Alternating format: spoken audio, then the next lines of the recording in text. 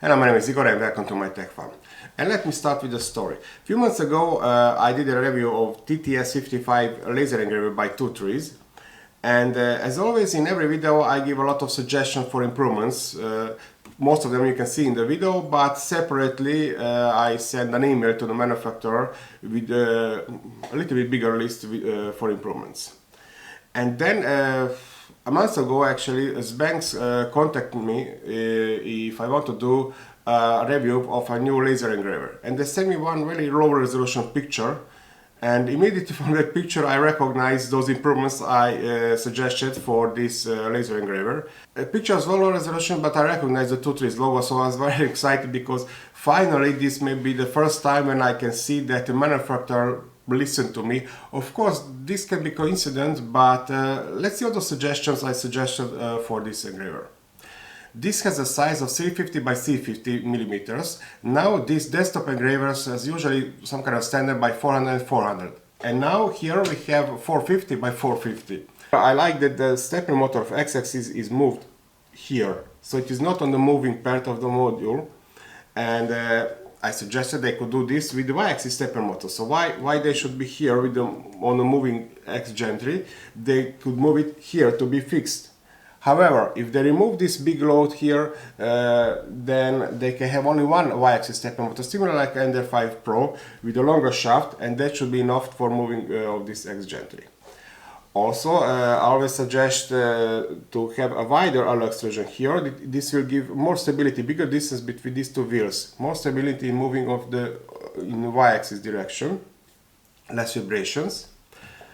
I mentioned that I really like this solution of the cable management. One thing could be only nicer, and that's the cable drag chains, and I think they did that here.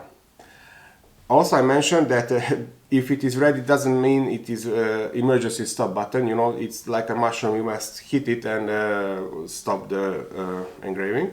Also, one more thing I suggested here, that I don't really like this lead screw. Great solution, but I have to make a lot of rotations until I move up and down this laser module to set the focus. Much nicer solution would be, I don't know, bigger pitch angle. And what they did here, I saw in specification, they did something what I first see on the laser engravers, and that's some kind of auto-focusing. So I'm very curious how it works. And if they did all these upgrades I suggested in this video, with this new TS2 laser engraver, well, this may be the best laser engraver I did a review on this channel so far. But let's don't rush so much. First I will do the unboxing, assembling, do some test engravings, and in the conclusions I will analyze again these upgrades.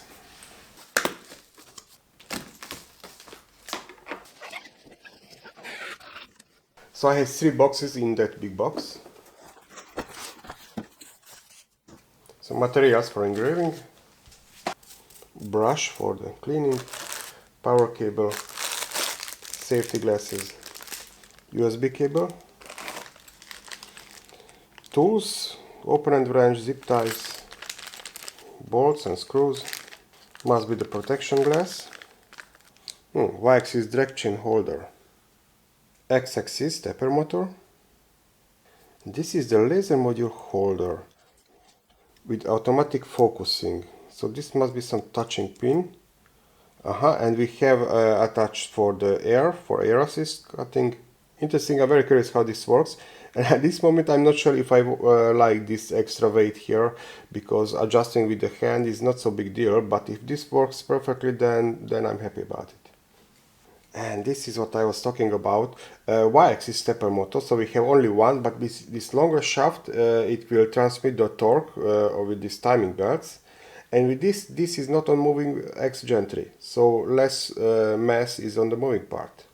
And the first box is empty. The second box, part of the main frame with a nice ruler on it. The other side. And this is properly the X gantry. Here it holds the laser module, and as I suggested, finally they moved to the 20 by 40 alloy extrusion. So with this distance between these wheels is bigger, so this means it will be more stable, less vibration in this direction. Only I have to tie these wheels later. The second box is empty. The third box, user manual. Maybe some samples for the engraving. Hey, drag chains. These cables are already attached, and yes, this is emergency stop button. This is the power adapter. Output is 24 volts, 4 amperes. And the third box is empty. Let's start with assembling, and this is user manual, very serious user manual. Look how wide is it, and it is on 3 languages, on Chinese, German and English. First step is installing the front and back frame, and also the left frame is the one where we have this holder for the stepper motor, and the ruler goes up.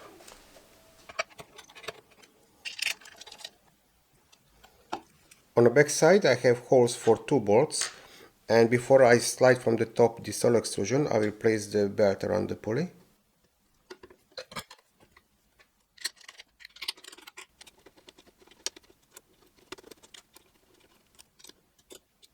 Next is installing the timing belt. Around the pulley I already placed it here, but I have to fix this idler pulley.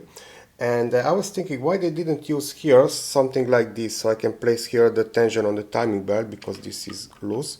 But probably the reason is that they don't want this something to stick out on both sides. So much elegant looks it has as it is now, and the tensioner is placed basically here.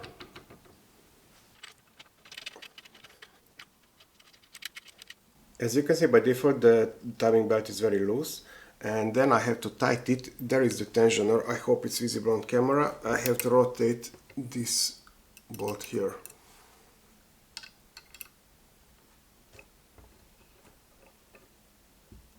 In clockwise direction I am tightening the belt. Okay, and quick check, I should rotate this very easily. It shouldn't be too tight. And with the same method I'm installing the right frame. The rollers goes up, and this is the idler pulley which is on the front side. Snap from the top. One bolt from the side. Belt around the pulley. When it snaps in, I can use 2 bolts to secure the position.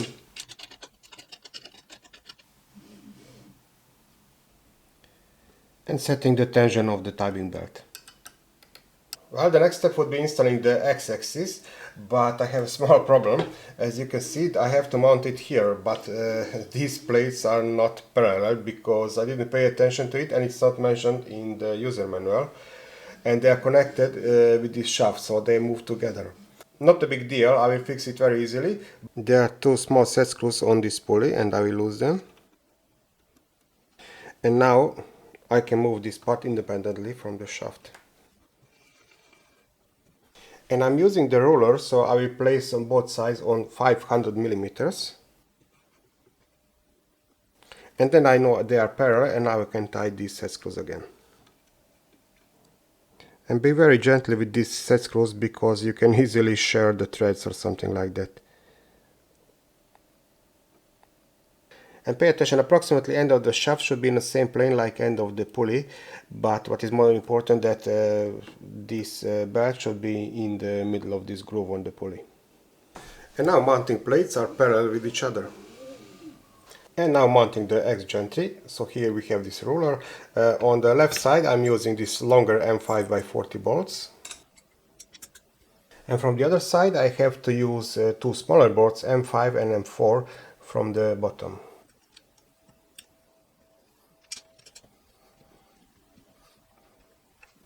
And after you tight all 4 bolts, you can check again if it is still parallel on this ruler. If not, in that case you can use that method I explained a few seconds ago by rotating this pulley. And it's time to install the laser module, and I will use these small M3 bolts and these holes here. So I will start with the upper hole, so I'm lowering the position of the laser.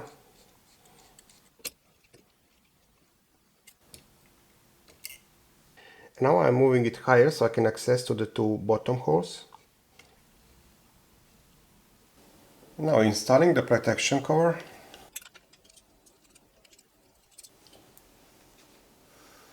Next is installing the X-axis drag chain, and the second part will be on X-axis, and this one goes here on this board. So next to this limit switch.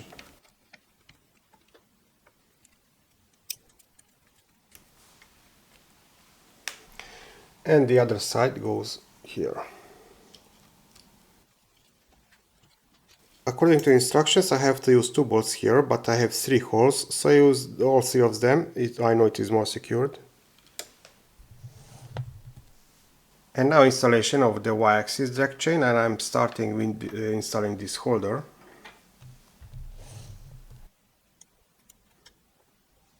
And again on one side it goes around the head of this bolt.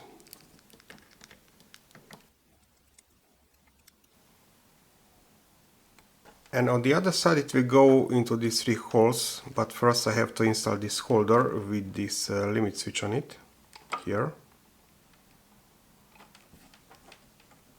Pay attention that this cable is not in the way of the limit switch.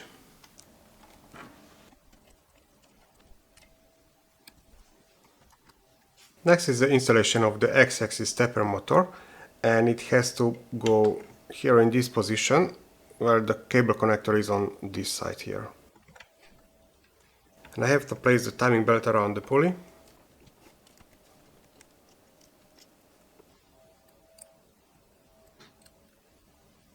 Setting the tension on the timing belt on X-axis is very easy. I have to rotate this knob and check the tension on this side of the timing belt.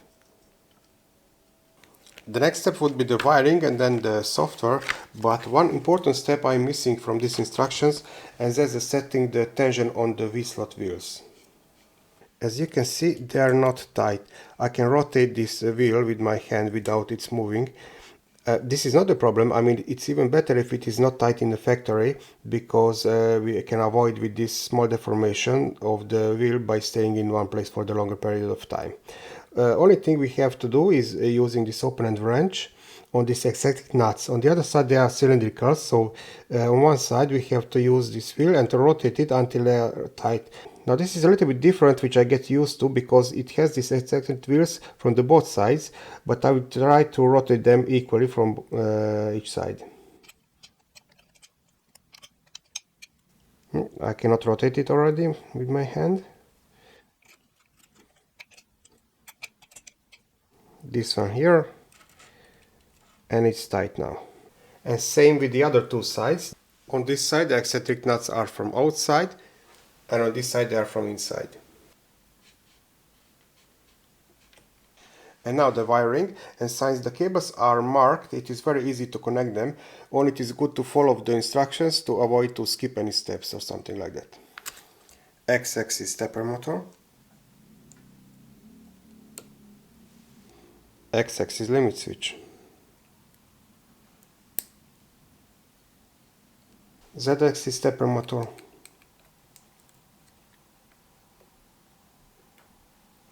Y-axis stepper motor from the bottom, Z-axis limit switch. One is the power for the fan, and A is for the laser. And E is the flame detector cable. And now connecting the Y stepper motor cable, which goes from the main board. By the way, I can see a fan here. This means it will be a little bit louder, but at least it looks like it is designed for the longer operations too, so there will be no problem of the overheating of the stepper motor drivers, even if you use it for the several hours. And it looks like that we even have the pipe for the air assist. The diameter looks a little bit small, but I hope it will be enough. Let me try to blow on one side. Yes, I can feel the air on the other. And in the kit I have, this is some kind of valve, maybe for the air assist, I'm not sure, and about this part here. Let's prepare this fitting for the pipe. Same like that above the tube on the 3D printers. So push it down, pass the pipe, and then pull this up, and it will lock the position. Of course, I will start testing without air assist, and for the cutting of the wood, then I will try to use the air assist too. Before I turn it on, I always like to put some steel plate to protect the desk, just in case.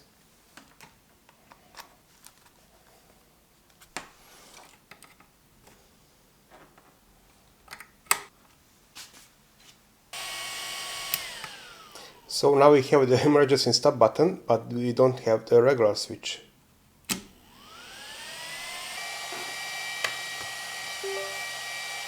And unfortunately the fan is quite noisy, so it's noisier than the previous TS55 version.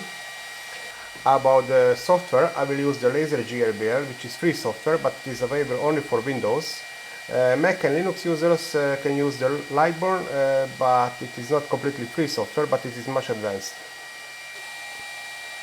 Just in case, if you don't have, you can install here the CH340 driver, and then selecting the COM port and the baud, and then click on connect.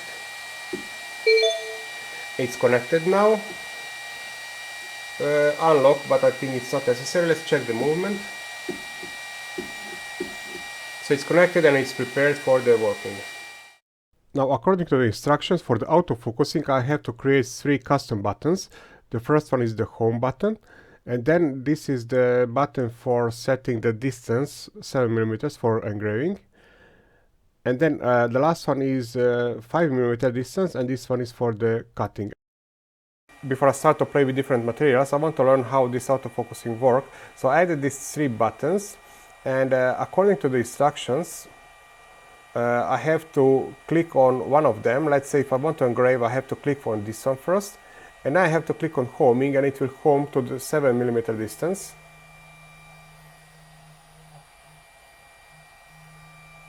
It's on 7mm, and that's focused on that surface for engraving. If I want to do some cutting, then of course it will lower a little bit the focus, so I have to click on this one and do the homing, and it will focus it, home it on the lower position. Open file. I have this logo, and I want to engrave it on, let's say 2000, let's see, on 60% power. Boundary check. And engraving. Safety glasses on.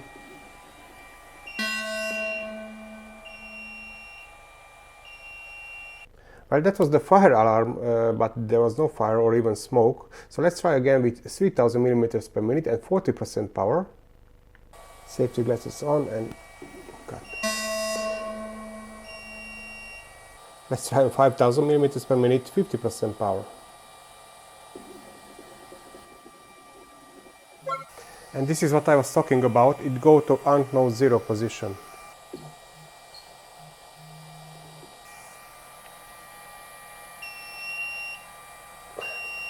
The flame. So with the paper, the flame detector immediately starts. Let's try with the plywood. First I'm homing for the engraving. And I will try on 3000 millimeters per minute, 80% power. I could see some smokes, but there was no flame detector. And look how crisp is it, and there are no absolutely waves on the vibration. Just quick test, I will try to pull it out. This is the one with E. I press here and then I can pull it out easily. And again, let's try to engrave the paper. But this time without flame sensor, and it will be finished correctly.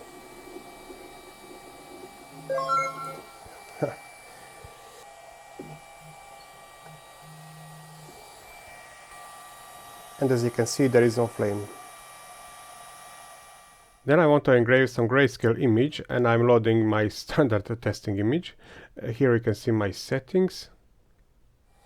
And starting with engraving, this is on 10,000 millimeters per minute, 50% power only, and I left the flame detector on, so I hope it will not get any false alarms. This is a time-lapse video of approximately 9 minutes.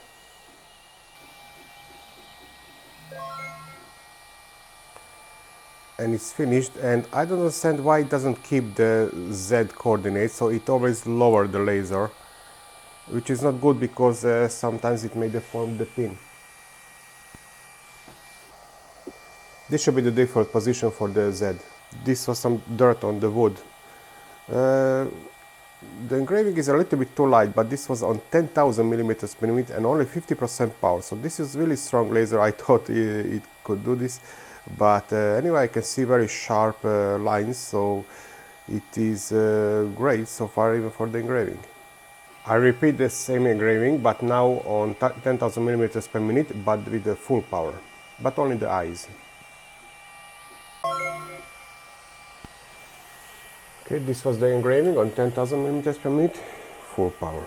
Yes, much better results. So definitely, if you want to engrave grayscale image, I used 12 lines per millimeter, and this was engraved on 10,000 millimeters per minute, full speed and full power. Actually, in user manual, we have some reference of materials, settings for engraving and for cutting, but the same we have on PDF, which is on the SD card, which arrived in the kit. Let's do some cutting. I'm setting the focus for the cutting. This will be 4 millimeters from the base. 500 millimeters per minute full power, and the flame sensor is on.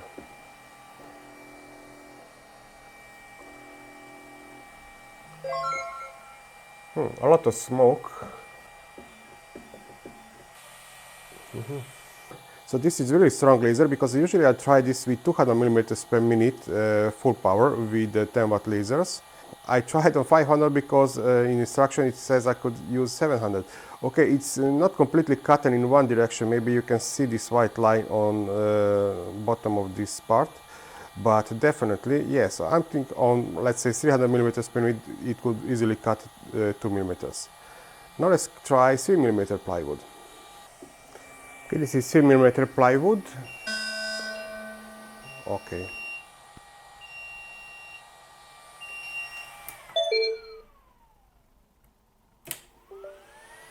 And that's what I was afraid of. The flame detector thinks there is a flame, but maybe just a little more smoke. But it is a good opportunity to try the air assist. So I touch this air pump to the pipe of the laser engraver. Let's try to see visually the effect of the air assist. So now it is completely disabled. Now you will see some small waves. This is the fan on the laser module. And now I will turn on the air pump.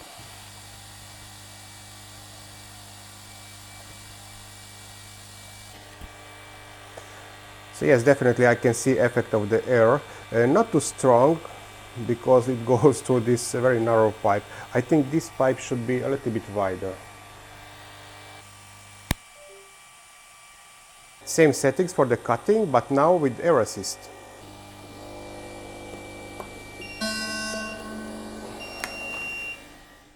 And now the same cutting, but I disabled the cable for the flame detector. Same settings for the cutting, but now with the cable for the flame detector off, and also without air assist. Okay, and now let's try with air assist.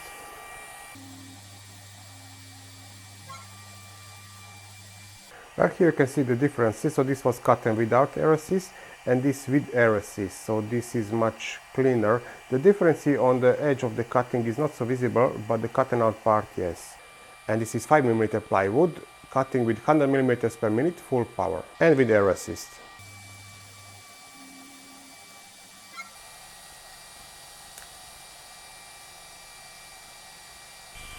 No problems, and a very nice sharp cutting. Here I can see some burned edges a little bit.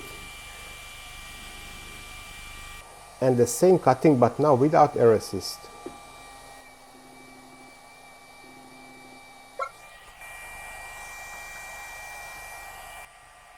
So cutting with air assist and without air assist. And this is 3 mm black acrylic, and usually with 5 watt lasers I need 2 passes for this, but with 10 watts 1 pass should be enough. 100 mm per minute full power black acrylic, no air assist. Very nice and sharp cutting.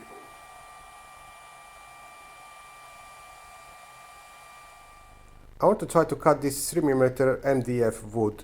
This is very hard for cutting, and even with the 10-watt lasers I needed 3 or 4 passes to cut through it.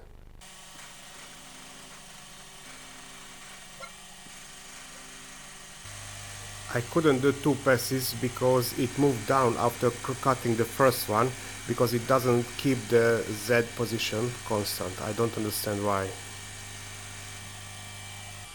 That's a big problem, because I wanted to try this to cut in, I don't know, 2-3 passes, but after first pass it goes down. I don't know why it doesn't keep the Z coordinate. As you can see, in X direction it is almost cutting.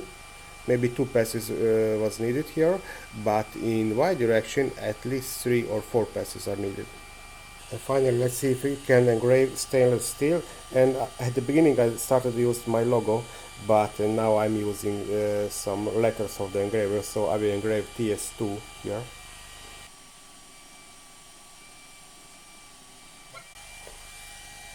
Well, definitely it's here. Let's try to clean it with isopropyl alcohol. So it's here, and definitely I can feel that it's engraved. So these 4 are with 10-watt laser modules, and this is Comgrow, this is with Atom Stack, but here I use the black marker on the surface. And definitely, yes, I can confirm that this is very strong laser, and it can engrave stainless steel, and you will get very nice sharp lines.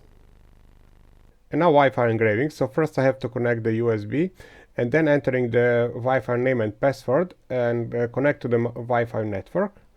And after it's connected, I get my IP address, which I have to enter to my application. Here in MKS Laser, I have to enter the IP address, which I get from the application in the computer. Connect. And it's connected, so theoretically I should now control the engraver.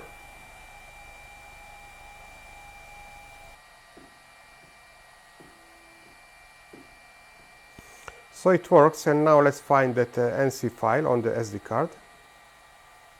Don't forget, this is only USB card reader. You cannot write to the SD card with this. I'm opening the image, and here I'm preparing it for the engraving. These are my settings, and then quick save, and saving the NC file to the SD card.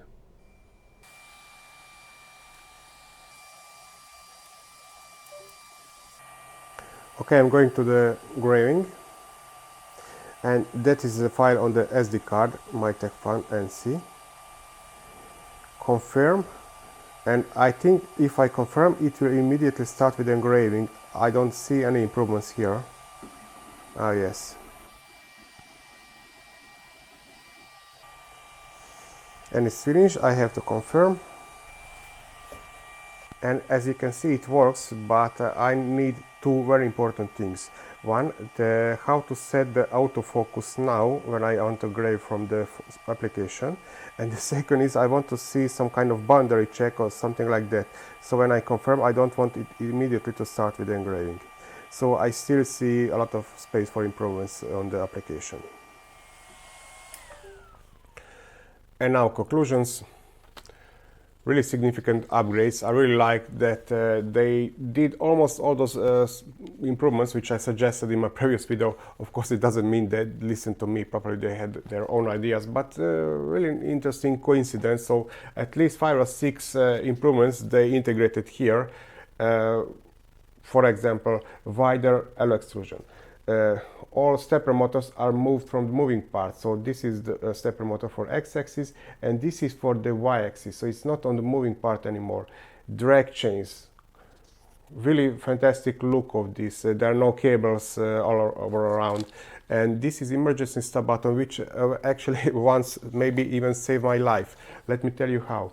I tried to engrave something here, but I forget to move the new coordinate 0 position here, so it was here. And I clicked to start engraving.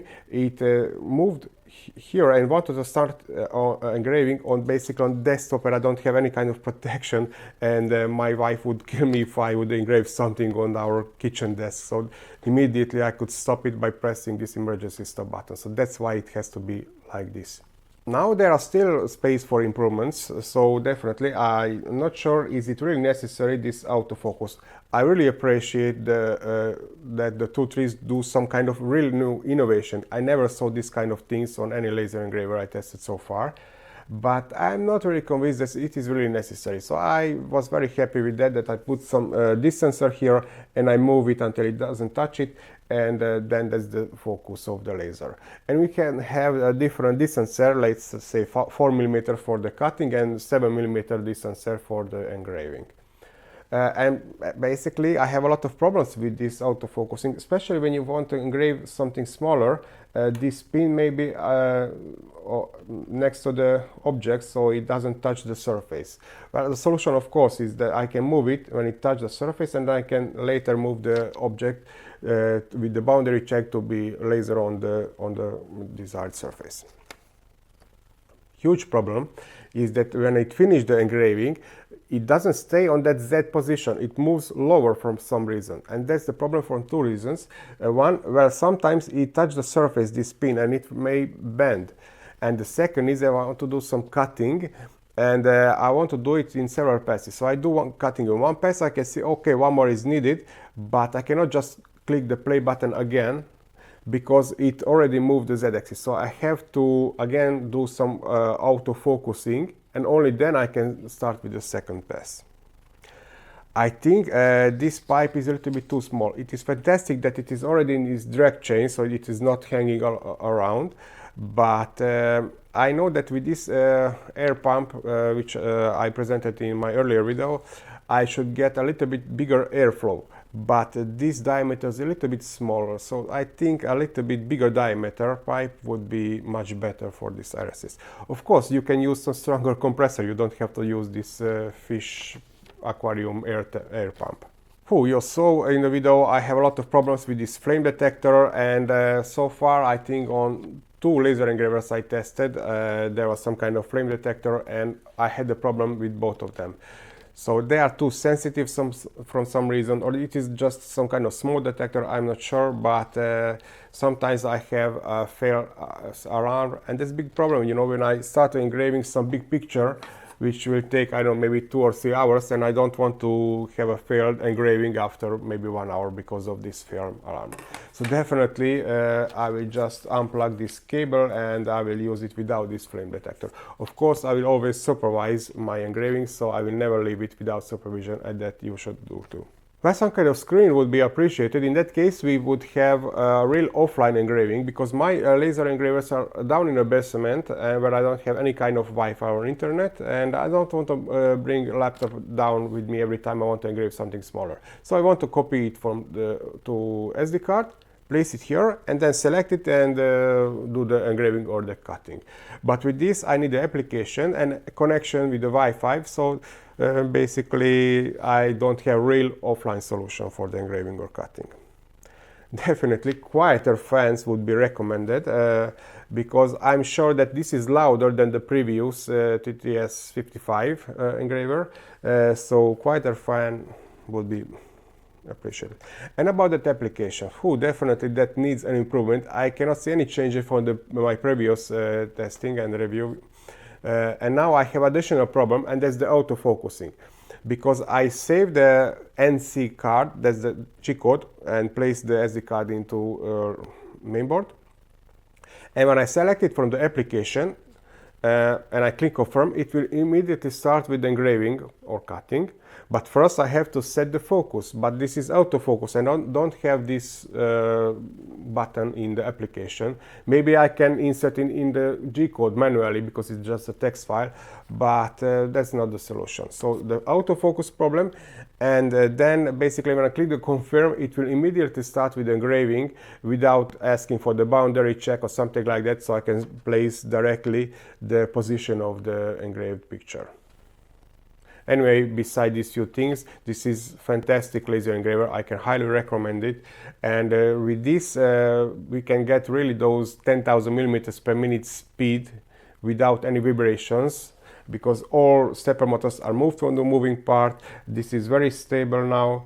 and it will result very crisp and sharp engravings. And if we use the Aerosis tool, in that case our cuttings will be very nice, and this is really strong laser. Well, definitely TwoTrees, now it's your step. This is very close to my imagination of the perfect laser engraver, but with this suggestion definitely it can be. They are not so big things, but I hope we will see these improvements in next version. Until that, thank you for watching, and happy and safe engraving.